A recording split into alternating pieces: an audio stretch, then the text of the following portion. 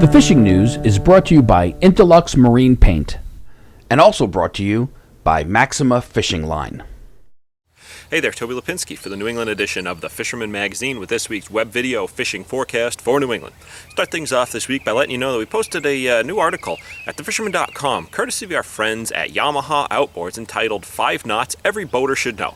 It's a great little how-to which discusses the Cleat Hitch, Bowline, Reef Knot, Clove Hitch, and double half hitch. And it's kind of appropriate as it's not only a good refresher as people start getting back out fishing, but it hit home as I ran into a bit of knot trouble on a recent blackfish trip. But anyway, give it a look and hopefully you'll be a little bit more prepared for your next trip out on the water.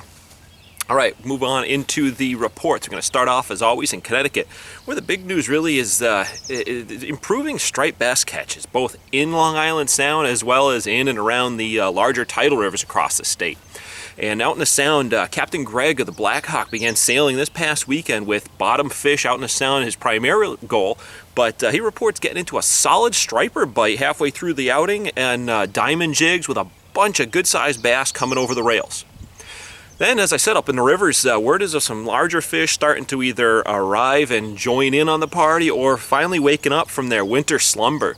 And one thing that's kind of odd is the Housatonic has been somewhat slow, comparatively speaking, to last few springs that we've had. But on the positive side, the Connecticut River is, from the mouth right on up to the Hartford area, is producing a lot of fish. Now, most of these fish are small to medium schoolies, maybe topping out in that mid 30-inch range, but I've been getting word of some solid 40-inch, low 40-inch class fish being taken throughout that stretch.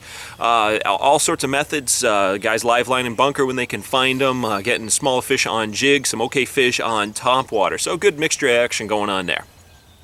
And on in Rhode Island, there's a large body of adult bunker being reported up the Pawcatuck River, and bass in excess of 20 pounds have been landed around the schools of bait pretty frequently. Todd Main sent me a picture of a solid keeper that he landed up there last week on a bunker. And I wouldn't be surprised to hear some really big bass coming from the area between now and the next moon. There's always a couple of sleeper, big striped bass taking up the Pawcatuck every spring. Also got word from the Francis fleet that they've called an end to their regular sailing trips for cod in favor of the 1-2 spring punch of fluke and squid. First fluke trip was heading out actually right around now as I'm producing this video, so stay tuned to the report this weekend for results. But the 7Bs reports already getting some fluke over the rails as they started sailing for fluke this past weekend. And as far as squid, the boat should begin sailing for them this coming weekend. I think the Francis had planned to start this Friday night, and subsequent trips are going to be based on the results that they find coupled with the weather. Now, these spring squid trips are a great way to both load up on some big tubes for bait as well as score some awesome fresh table fare.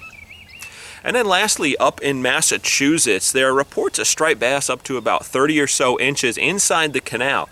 But with just how good the flounder and haddock bites have been right now, I'll tackle them once again this week. First up, the flounder fishing along North Shore and South Shore is downright excellent right now.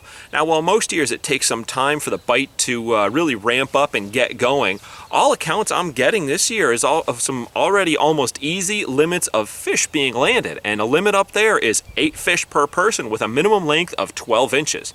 And I heard from Captain Jason Colby of Little Sister Charters, and he's already begun his practice of setting his own boat minimum sizes, which is above and beyond that which the state requires. And some of the recent trips, it's been up of 15 plus inches, so that's awesome news. And then out in the Gulf of Maine, haddock fishing is just about as good, if not even better than the flounder fishing inshore, as the fish are stacked up on the grounds right now. Heard from Captain Rich of Black Rose Charters, and he's been jigging up doubles and even some triple headers of fish at times. And since the fish are in relatively shallow water right now, his clients are able to get in on this bite using rather light tackle, which is both more sporting as well as less taxing on the angler. All right, well, there you have it. I'm Toby Lapinski for the New England edition of the Fisherman magazine. Wishing you tight lines if you head out onto the water this weekend. The fishing news is brought to you by Interlux Marine Paint and also brought to you by Maxima Fishing Line.